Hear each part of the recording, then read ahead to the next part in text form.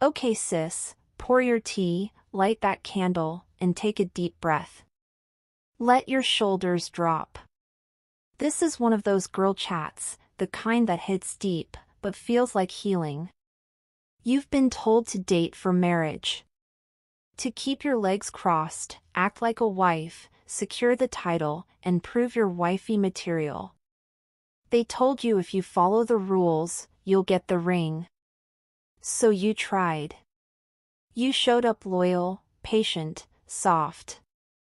You dimmed your needs, held space, prayed hard, stayed longer than you should've. And still ended up ghosted. Or worse, stuck in a situationship with no clarity, no direction, and no commitment. Now you're exhausted. Second-guessing your worth. Wondering if you're the problem. You watch him marry the next girl, while you're left healing again. You ever felt that knot in your stomach after pouring into someone and still feeling empty? Ever cried in the bathroom while smiling in public because you didn't want anyone to know it didn't work out, again? You ever sat in silence, replaying the texts, the red flags you ignored, trying to figure out where it all went wrong? Yeah, you're not alone. You're not broken. You're not too much. You're just waking up, sis. Waking up from the illusion that being chosen is the goal. This isn't about becoming more lovable. It's about remembering that you already are. Drop a comment if you've ever felt like you were doing everything right, being loyal, patient, supportive, but still ended up confused, heartbroken, or overlooked. This is truth talk from the soul. You don't have to hold it in anymore. 1. Dating with a deadline. Where did the pressure come from? The pressure to date for marriage isn't just something we stumble into. It's handed down, layer by layer, from family expectations, cultural stories, religious teachings, and even the movies we watched as little girls. Somewhere along the way, we absorbed the message that marriage isn't just a chapter of life, it's the whole book. Think about it, before many of us even met ourselves, we were already planning our weddings.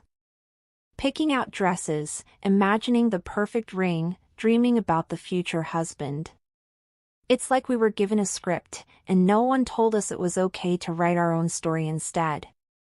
Dating started to feel less like discovering someone new and more like an audition, a job interview for the role of wife.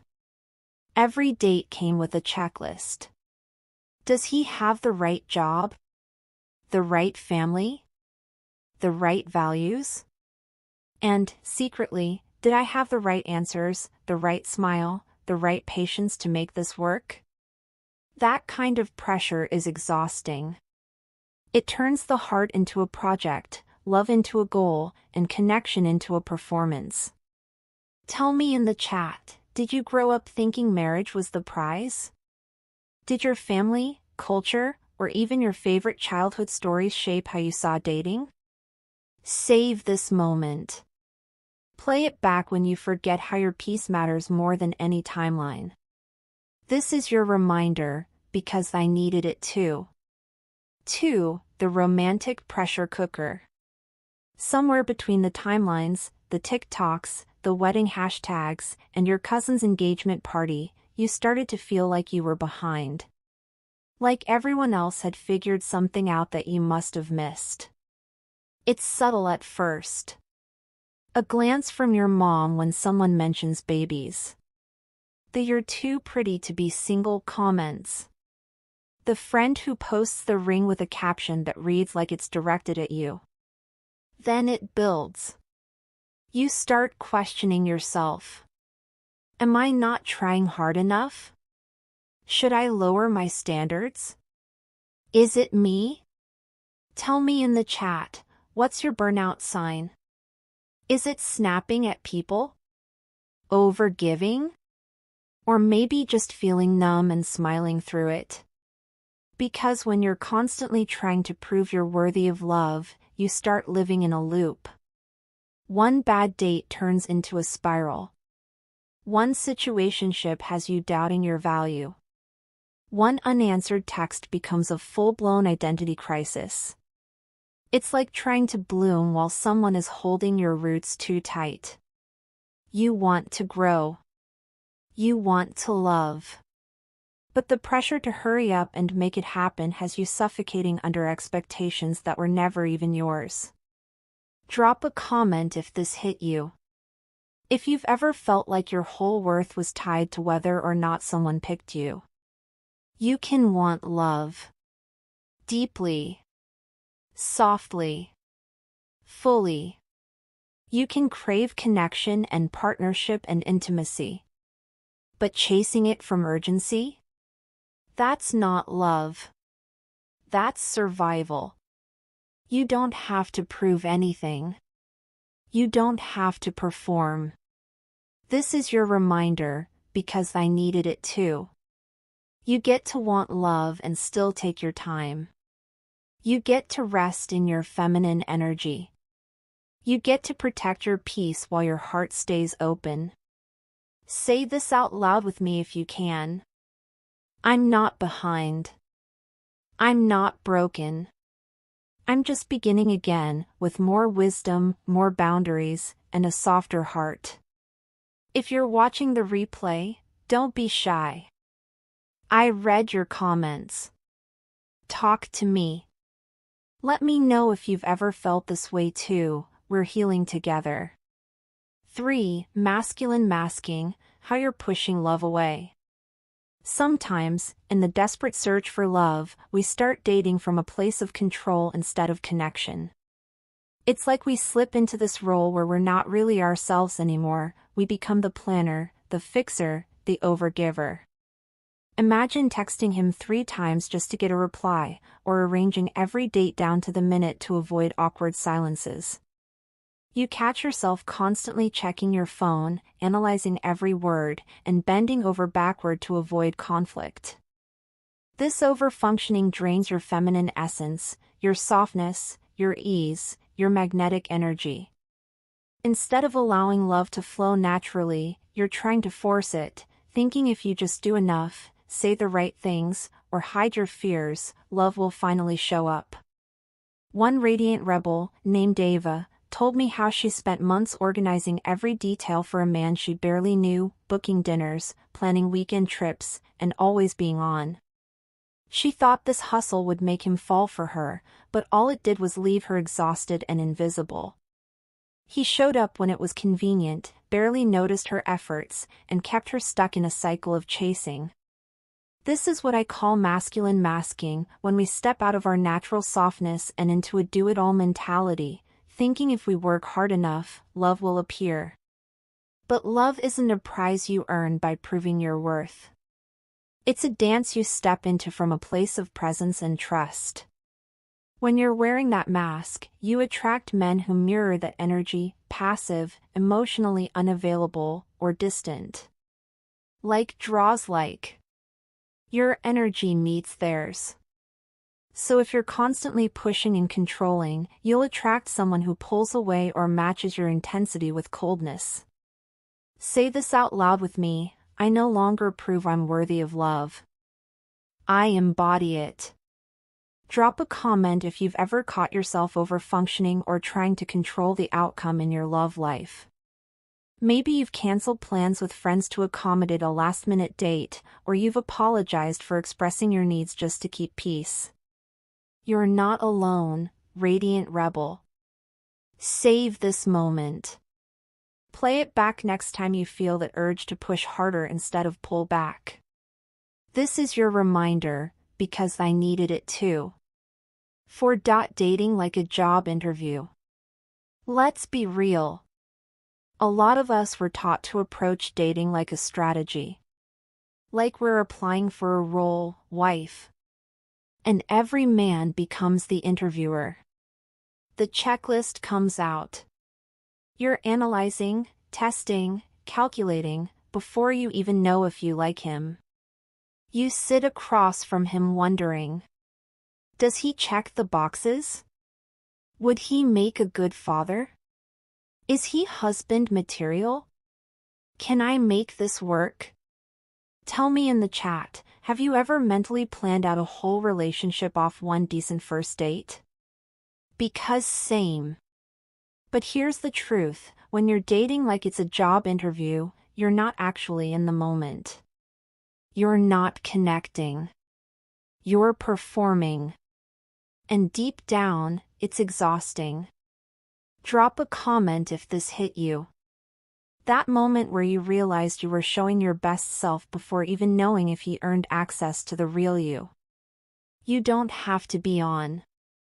You don't have to prove you're worthy. You already are.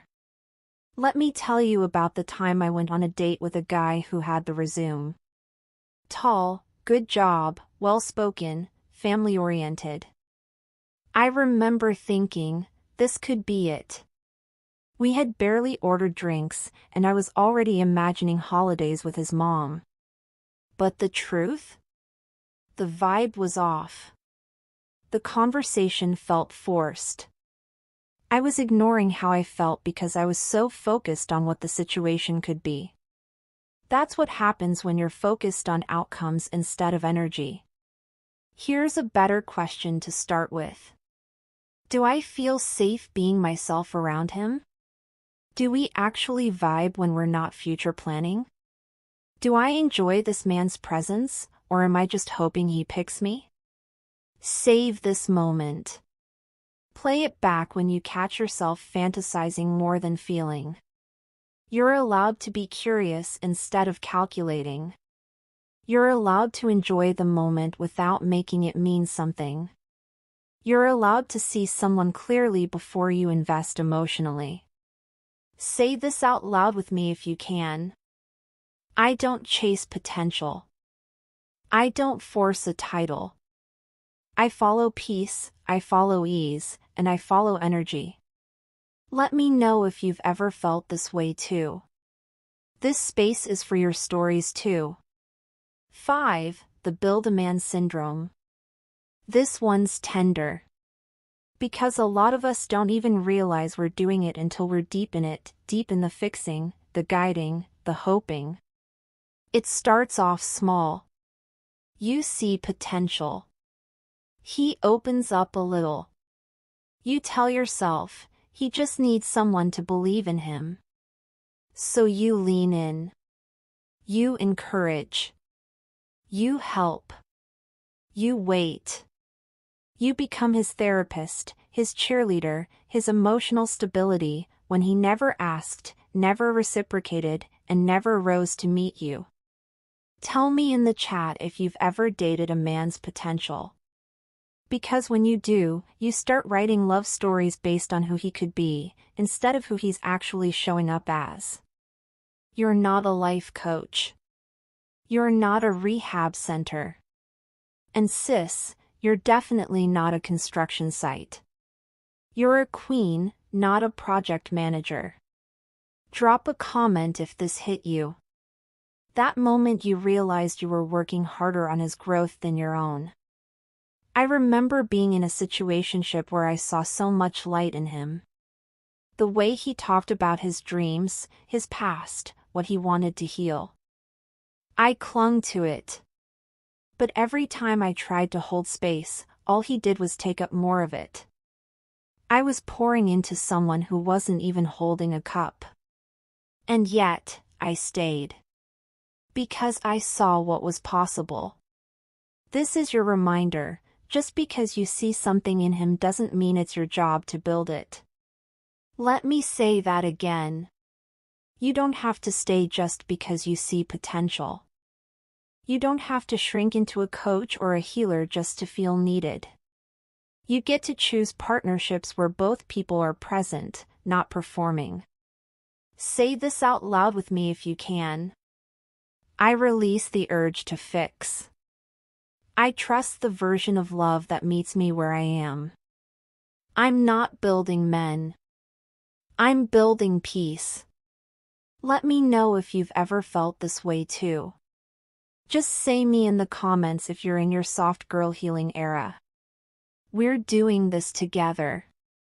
4. The illusion of timing and the biological clock myth. This one gets heavy, but we need to talk about it, because too many women are quietly suffering under this invisible deadline. That phrase, "your clock is ticking," isn't just a comment. It's a wound. And for a lot of us, it's been passed down like a curse through generations. Let me tell you about Reina, another radiant rebel who reached out to me after watching one of these episodes. She's 36, single, no kids, and trying to be at peace with her life. But every family gathering turned into a minefield. Her mom would pour the tea, pass the bread, and casually say things like, "You're not getting any younger, Reina. You know eggs don't last forever." What's worse, her mother wasn't trying to be cruel.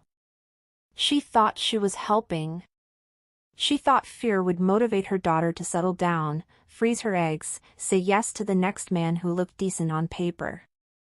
But what it really did, it broke the bond between them. It made Reina question her own worth every single time she looked in the mirror. Reina told me she started Googling sperm banks at midnight, downloading dating apps she didn't even like, going on back-to-back dates just to feel like she was making progress. She even stayed in a relationship with someone who drained her, just because the idea of starting over at 37 felt scarier than staying with someone who didn't see her. Let me say this clearly, that is not love. That is fear wearing a fake gold ring. Tell me in the chat, have you ever felt rushed to fall in love because of your age? Here's what no one tells us when we're growing up: love is not a bus that leaves when you're late. It's a garden. It blooms on its own time, in its own season, and forcing it to blossom early only leaves you with wilted petals. There's also the pressure of motherhood, not just from society, but from inside your own home. Another sister messaged me about the moment her mom turned to her and said, "You waited too long. Don't come crying to me when it's too late." That sentence ended their relationship for almost 2 years. Not because she didn't want kids, but because she didn't want to bring a child into a rushed, forced life. Let me know if you've ever felt that heartbreak from someone you loved. The kind that tells you your timeline is a problem. That your value as a woman is attached to how many babies you've had or how many birthdays you've missed. You're not broken if your journey doesn't look like your cousins or your coworkers or your mom's. You're not behind. You're not late. You're just in your season, and your timing is sacred. Say this out loud with me if you can: my worth is not on a deadline. I do not rush what is meant for me. I trust my own pace. This is your reminder, because I needed it too. Save this moment. Play it back when the pressure tries to creep back in. When you feel like the world is moving faster than your heart can keep up, slow down. Breathe. You are not too late. You are right on time. Drop a comment if this hit you. If you've ever sat with that ache in your chest, wondering if love passed you by, you are not alone in this. I'm not here to perform. I'm here to connect. You feel that too? If you're watching the replay, don't be shy. I read your comments. Talk to me. 5. The pain of settling. Let's go deeper. Because this part? It's quiet. It's the part you don't always tell your friends. It's when you know deep down something feels off, but you're still posting the cute pictures, still convincing yourself, maybe this is good enough. Settling doesn't always start with heartbreak. Sometimes it starts with little compromises. He doesn't call when he says he will, you let it slide. You go out of your way to see him, he rarely returns the energy. You're craving emotional depth, but keep pretending surface-level talk is enough. And slowly, your spirit starts to dim. You start questioning your own expectations. You stop asking for what you need, because every time you did, you felt too needy, too sensitive, too much. Let me know if you've ever felt this way too, like you were swallowing your truth just to keep a man around. There was a time when I kept telling myself, he's trying. But trying isn't showing up.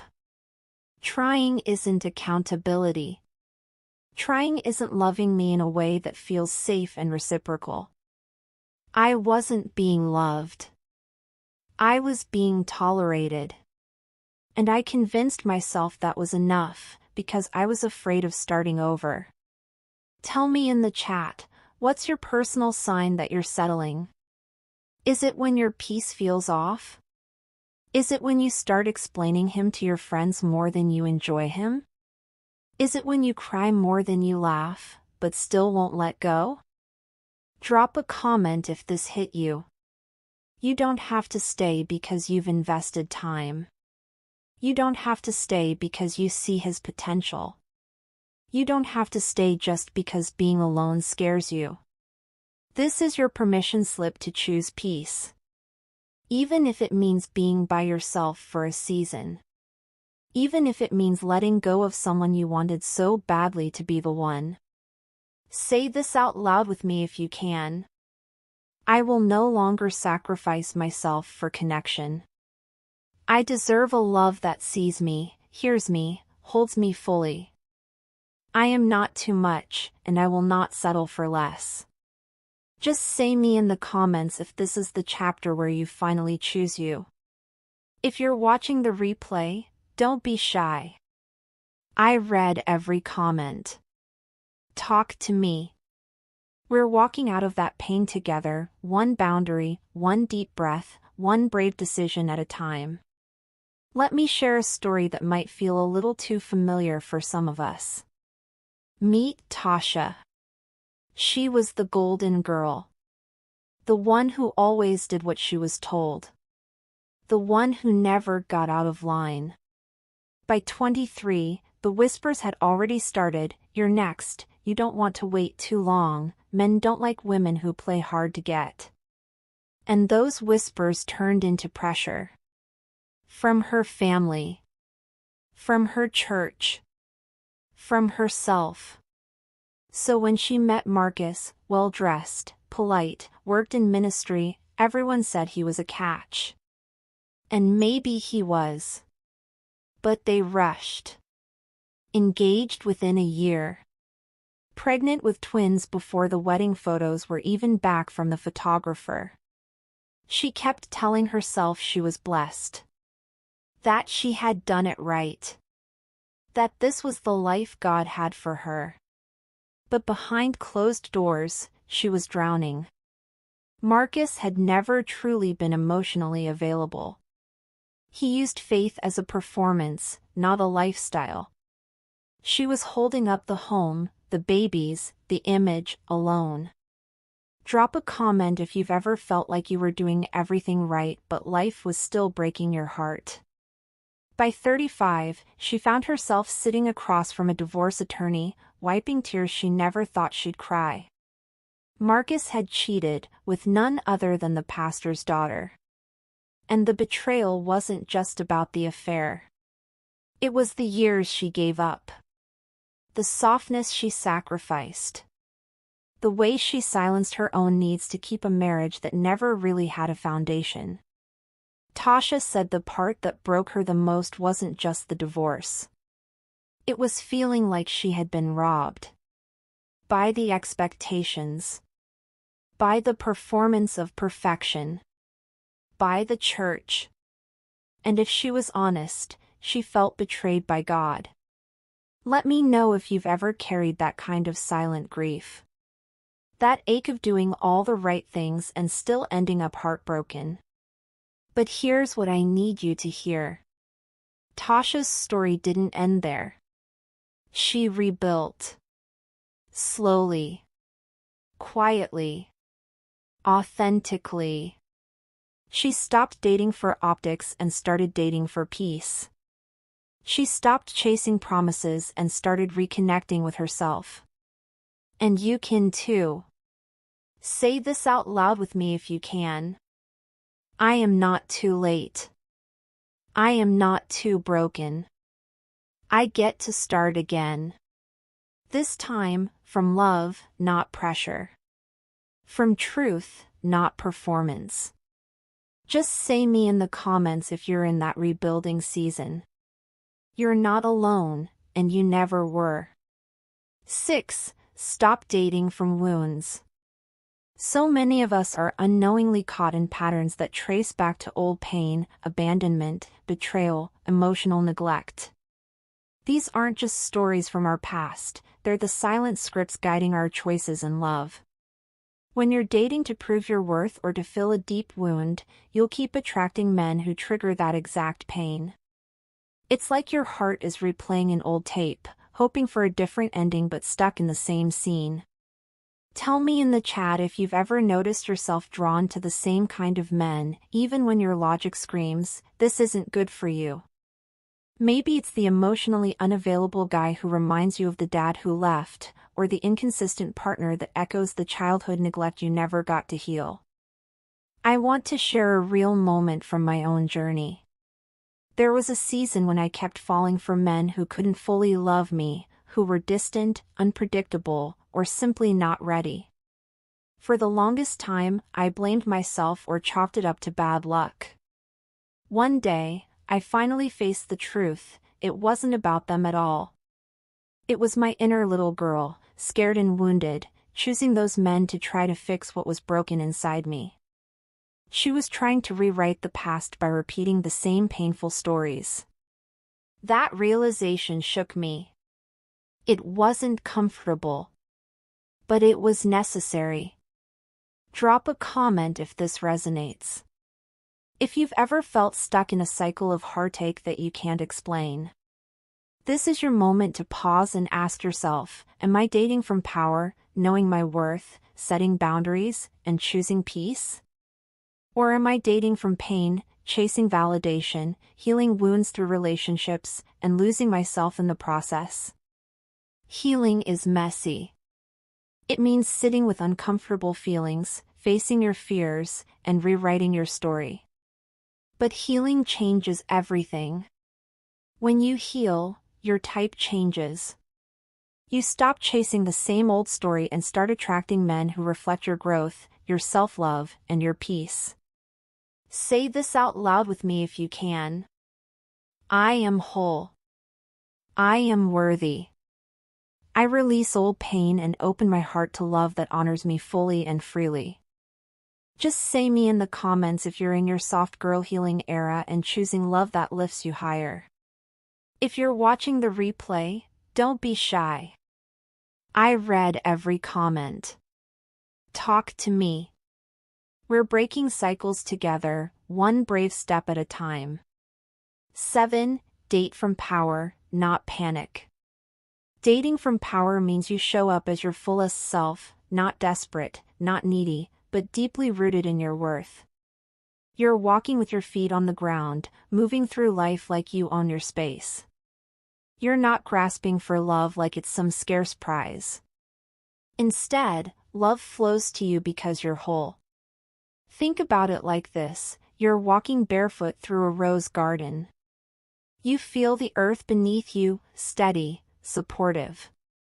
You move with ease and grace, not rushing, not fumbling. That's what being grounded feels like. You respect your boundaries like the thorns on those roses, they protect you. And just like roses bloom in their own time, so will your relationships, when they're meant to. Dating from panic? That's the opposite. It's reaching, overgiving, bending yourself out of shape just to get a little affection. That drains your energy and clouds your intuition. You lose sight of what you truly deserve. Remember, being single isn't a sentence, it's a space to realign with your power. It's your sacred time to nurture your feminine energy, recharge your soul, and say yes only to what lifts you up. Drop a comment if you've ever felt that pressure to settle or overgive in your relationships. I want to hear you. If this feels like your vibe, save this moment. Play it back when you forget how powerful your peace really is. Say this out loud with me if you can: I am enough exactly as I am. I attract love that honors my boundaries and matches my worth. If you're watching the replay, don't be shy. I read your comments. Talk to me. If this resonates, don't forget to like, subscribe, and send this to a friend who's ready to stop chasing and start receiving. Let me share a story from a sister in our Radiant Rebel circle. Her name is Maya. She's been where so many of us have been, caught in the cycle of panic dating, feeling invisible, and constantly giving more than she got back. Maya told me she used to say yes to every date, even when her heart wasn't in it. She would text first, call first, plan everything, and still feel like she was chasing shadows. She stayed in relationships where she wasn't truly seen or respected, because the fear of being alone whispered louder than her self-love ever did. She described one night vividly, the kind that changes everything. She was sitting alone on her tiny apartment floor, scrolling through messages from someone who never seemed to really want her. The silence around her was deafening, but inside, her mind was screaming. Why isn't this enough? Why am I not enough? Tears streamed down her face as she realized she was running herself ragged trying to force love that wasn't meant to be. The exhaustion wasn't just physical, it was soul deep. Her spirit felt like it was breaking under the weight of her own expectations. But here's the turning point. Maya started listening to her own voice again. She remembered who she was beneath the exhaustion: vibrant, worthy, fierce. She began setting small boundaries. Saying no to late-night texts that left her anxious. Saying no to plans that didn't feel right. Saying no to people who drained her light. She described the first time she canceled a date that wasn't aligned with her energy. At first, guilt tried to creep in, but she silenced it with the truth: I deserve peace. That night, she took a bath, lit candles, and just rested. She cried again, but these were tears of relief. Then, slowly, the roses began to bloom. She met someone new, someone who didn't need convincing. Someone who showed up, who matched her pace, who asked about her dreams instead of just her availability. And Maya felt it, walking barefoot in that rose garden again. Graceful, grounded, whole. She told me, it was like waking up inside my own heart. For the first time, I didn't feel like I was chasing a mirage. I was receiving real love, love that fit me perfectly. Sometimes she still gets scared. Sometimes the old panic whispers in the background. But now she holds her power like a shield, soft but unbreakable. If Maya's story hit you, drop a comment. Let me know if you've ever felt that mix of heartbreak and hope. This is your reminder, because I needed it too, that you don't have to settle or scramble for love. You are already whole. And when you honor that, everything changes. 8. Red flags versus gut feelings: learning your inner radar. Every woman has that inner radar. You know what I'm talking about, that quiet tug, that sudden tightness in your chest, the moment your smile fades but you don't know why. That's not paranoia. That's your intuition whispering, something's off. Let's talk about the difference between red flags and gut feelings, because both matter, but they show up in different ways. Red flags are obvious. He lies. He disappears. He says all his exes are crazy. He makes jokes that cut too deep. He love bombs you, then pulls away the second you start to feel safe. Those are loud, in-your-face signals that this is not a safe or stable connection. But gut feelings? They're quieter. More spiritual.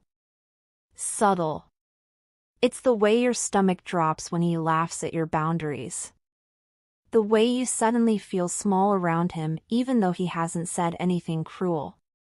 It's how your energy shifts after the call ends. Do you feel more alive or more drained? One radiant rebel shared this with me. Let's call her T. She met someone who looked good on paper. Successful, handsome, attentive. Everyone around her kept saying, "Girl, don't mess this up. He's a catch." But something in her body was tense. Every time she was with him, she felt like she had to shrink just a little. Be quieter. Nicer. Less emotional. She kept pushing it down. Telling herself she was just scared of a good man. Until the night they had a disagreement, and she cried. Not because he yelled. But because he went cold. His eyes glazed over. He looked through her like she was a problem to fix, not a person to understand. Her tears made him uncomfortable, and instead of leaning in, he leaned out. She sat in her car that night and cried harder. But this time, the tears weren't for him. They were for all the times she betrayed her own intuition just to keep the peace. Let me know if you've ever done that too, stayed too long because everything looked fine on paper, even though your body was saying, run. Your soul always knows before your brain does. Sometimes it's a feeling in your chest. Sometimes it's how your energy dips after being around him. Sometimes it's just that quiet knowing that you are not safe here, not emotionally, not spiritually. Say this out loud with me if you can. I trust my intuition, even when I don't have the proof yet. Drop a comment if you've ever second-guessed your gut and what you learned from it. Because your story could be the one that helps another woman stop betraying herself. This is your reminder, because I needed it too. Your body, your soul, your nervous system, they are all speaking to you. You are not crazy. You are not too sensitive. You are not imagining it. You are deeply intuitive. Save this moment. Play it back when you start making excuses for someone who makes your spirit shrink. I'm not here to perform. I'm here to connect. You feel that too? 9. The cost of forcing it, married but emotionally single. There's a silence no one talks about. A loneliness that doesn't come from being single, but from being in a relationship where your voice no longer echoes. Where your presence is expected, but your soul is ignored. So many women rush into commitment, not because they feel truly seen, but because they're terrified of what it might mean to be alone. To show up to a family dinner solo. To hear that comment from an aunt about running out of time. To scroll through engagement photos that feel like reminders of what you still don't have. But here's the truth. That pressure? It can push you right into something that looks like love, but feels like a cage. Imagine this, you've got the ring. The house. The wedding album full of staged smiles. You post your anniversary pictures. You sign the holiday cards. You say we instead of I. But every night, there's silence. Not peaceful silence. Not comforting. But heavy. Distant. Cold. It's like living in a beautiful home that's empty inside, gorgeous furniture, the kitchen remodel, matching monogrammed towels, but no warmth. No joy. No laughter. Just two people moving around each other like strangers. Let me know if you've ever felt emotionally invisible, like you were sharing a life with someone who couldn't see your heart. One of our sisters, Micah, told me about the moment she realized she had everything she thought she wanted, but she felt completely alone. Her husband didn't cheat. He wasn't abusive. But he also didn't ask her about her dreams. Didn't check in when she was crying in the shower. Didn't notice that she was slowly shrinking every year they were together. She said, "I kept thinking something was wrong with me. Like maybe I just needed to be more grateful. But the truth is, I wasn't asking for too much. I was just asking the wrong person." They were married for 6 years. And on paper? It made sense. He was stable.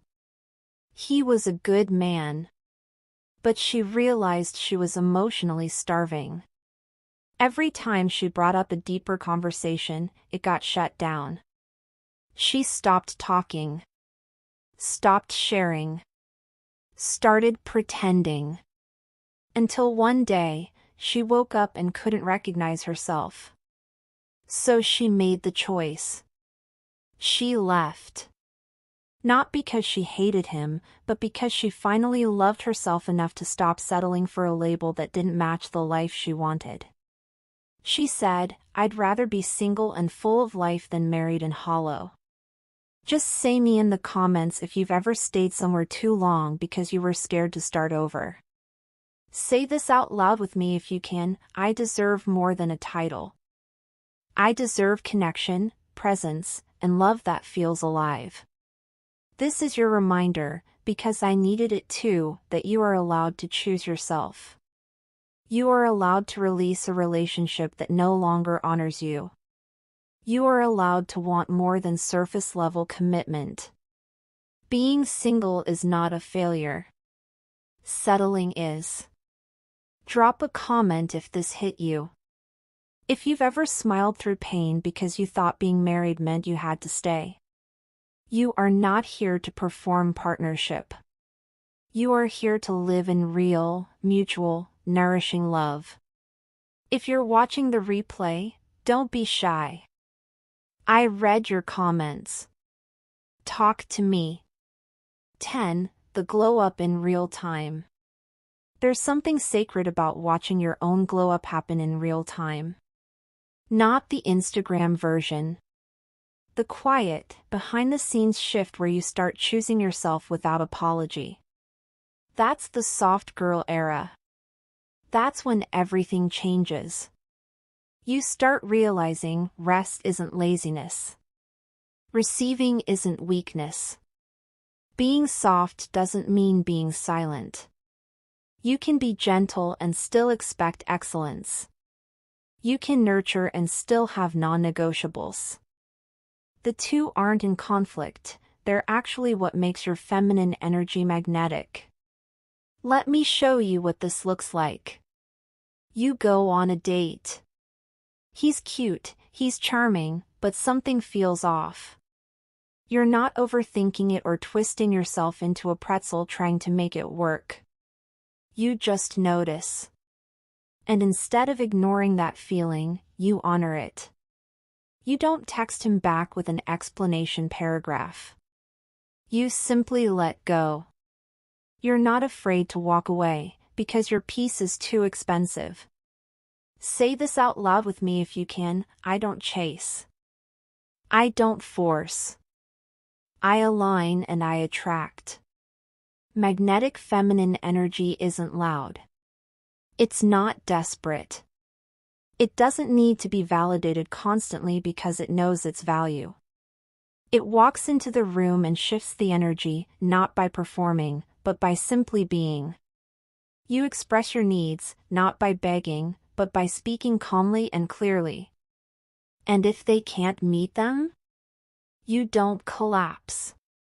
You don't shrink. You thank the experience for showing you the truth, and you move on with your head high and your soul intact. You glow in your peace. You glow in your stillness. And that glow? That's what draws people to you.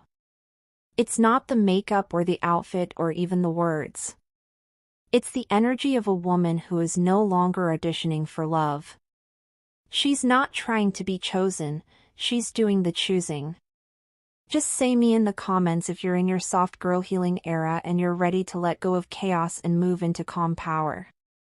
Save this moment. Play it back every time you feel like shrinking. Let me know if you've ever felt this way too, like you had to dim yourself to be loved. I'm not here to perform. I'm here to connect. You feel that too? If you're watching the replay, don't be shy. I read your comments. Talk to me. Want me to move into the closing section or add another real-life testimony from a radiant rebel next? 11. Performing love versus experiencing it.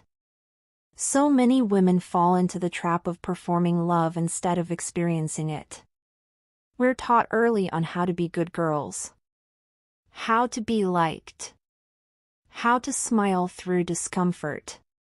How to nod politely instead of saying, "That actually hurt my feelings." How to be sweet, low maintenance, understanding. We learn how to earn affection instead of receiving it with ease.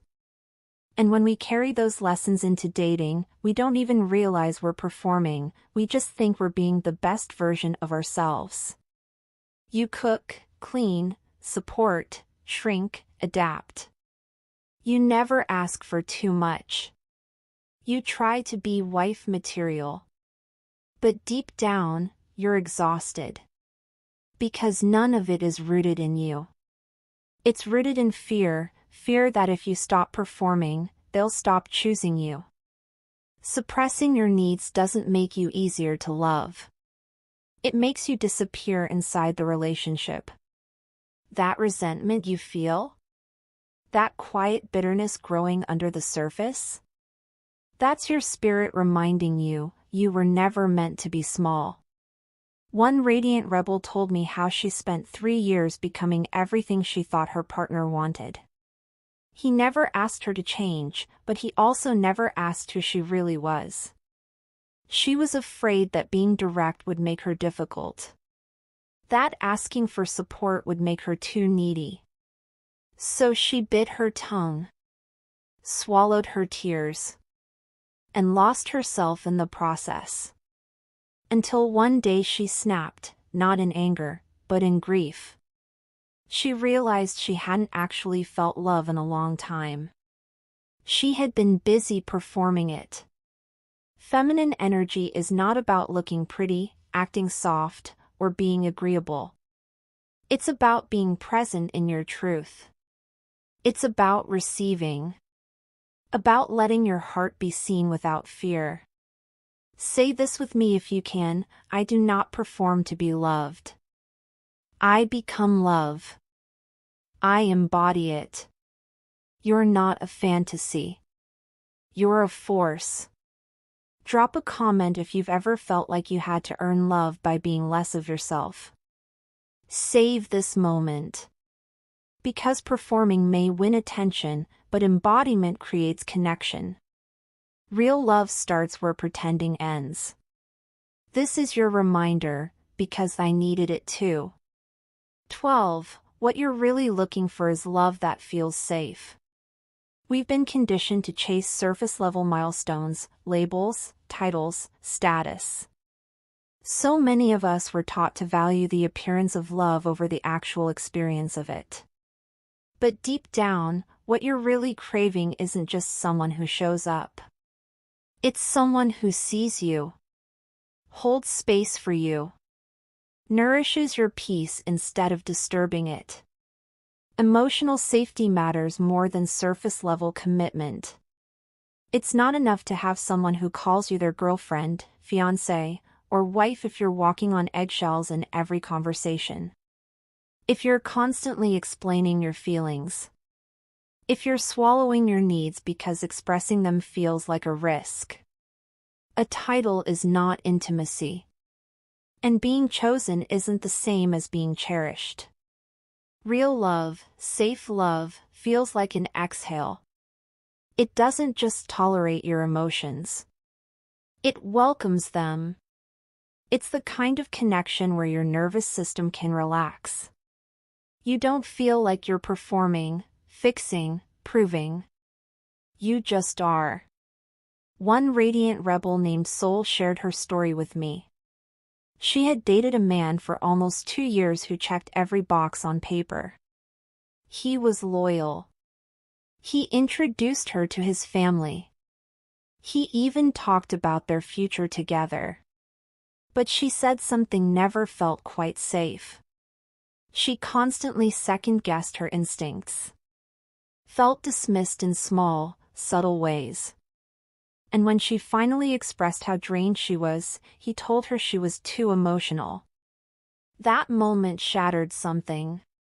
Because emotional safety isn't always about huge fights or betrayal, it's about whether or not your soul feels held in the relationship. When you stop dating to be chosen and start dating from your own self-worth, everything shifts. You stop grasping. You stop shrinking. You stop settling. You stop mistaking proximity for partnership. And you start choosing peace over pressure. Say this out loud: I choose alignment over attachment. Drop a comment if this hit you. If you've ever stayed just because someone claimed you, even though deep down, you didn't feel safe. This is your reminder, because I needed it too: your heart deserves more than titles. It deserves truth. It deserves tenderness. It deserves to rest. Save this moment. Rewatch it when you forget what you're really looking for. 13. Rebuilding trust after betraying yourself for love. One of the hardest truths to sit with is this: sometimes the deepest betrayal isn't what someone else did to us. It's what we did to ourselves in the name of love. You knew it didn't feel right. Your gut whispered it. Your body tensed up every time they dismissed your feelings, forgot your birthday, made you question your worth. But you stayed. Not because you were weak, but because you wanted the dream so badly. You held on to potential. You told yourself, maybe it'll change. You clung to crumbs and called it consistency. And when it all fell apart, the worst part wasn't even the breakup, it was the shame. The spiral begins: how could I let this happen? I should have known better. I saw the red flags, but I ignored them. What does that say about me? Radiant Rebel, listen to me: you weren't stupid. You were in survival mode. You were choosing from a place of hope, from longing, from loneliness. You were scared to be alone, scared to start over, scared to believe you deserved more. So you betrayed yourself to feel chosen. You abandoned your boundaries to avoid being abandoned. You twisted your truth just to keep someone who was never rooted in love. And now, you're here. Sitting in the aftermath. The quiet. The grief. The guilt. But this is where your healing begins. Not with bitterness. Not with vengeance. With forgiveness. Not for them, but for you. Say this with me. I forgive myself for who I became when I was scared to be alone. That version of you didn't fail. She survived. She did what she thought love required. And now, you're choosing something new. Rebuilding trust with yourself is a slow, sacred process. You don't need to rush it. You just need to return, again and again, to the parts of you that knew. That whispered. That waited. Every time you honor your gut now, every time you say no instead of people-pleasing, every time you choose peace over panic, you're rebuilding. Drop a comment if this hit you. Tell me, have you ever stayed longer than you should have, just because being alone felt scarier than being mistreated? This is your reminder, because I needed it too: your power isn't in pretending it didn't happen. It's in choosing yourself anyway. In saying, I still love me. I still trust me. I still deserve real love. Save this moment. Revisit it when shame creeps in. Revisit it when you're tempted to abandon yourself again. You're not who you were when you made that choice. You're who you are now, healing, glowing, and coming home to yourself. 14. Your new peace era. So here we are. After the panic. After the pressure. After the performance. You've seen what burnout looks like. You've felt the weight of overgiving, of rushing, of carrying timelines that were never yours to begin with. And maybe your heart still aches from those things, but let this be the part where your healing starts to hum louder than the fear. Welcome to your peace era. It's not loud. It's not glamorous. It doesn't always get applause. But it's powerful. Your peace era is when you stop waking up already exhausted from trying to be everything for everyone. It's when you choose slow mornings and unbothered evenings. You prioritize joy over obligation, softness over survival. This is the part where you stop entertaining energy that confuses you. Where you stop making excuses for people who keep leaving you emotionally hungry. Where you stop shrinking just to be digestible. This is the season where your nervous system finally exhales. One radiant rebel, Laya, told me about the moment she realized her peace wasn't just a preference, it was her lifeline. After years of dating emotionally unavailable men, after chasing validation at work and on social media, she said her body started breaking down. She couldn't sleep. Her skin flared up. Her hair was falling out. She went to the doctors. They prescribed medications. But it wasn't until she sat in complete silence, no phone, no TV, no distractions, and let herself feel, that the truth came up. She was exhausted from abandoning herself. So she stopped. She started saying no.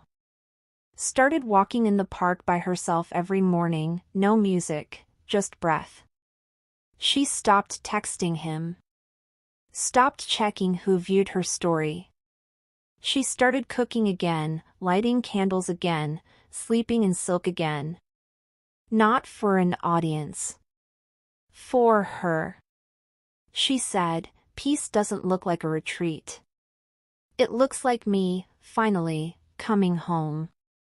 Let me know if you've ever felt like your body was screaming for peace before your mind even caught up.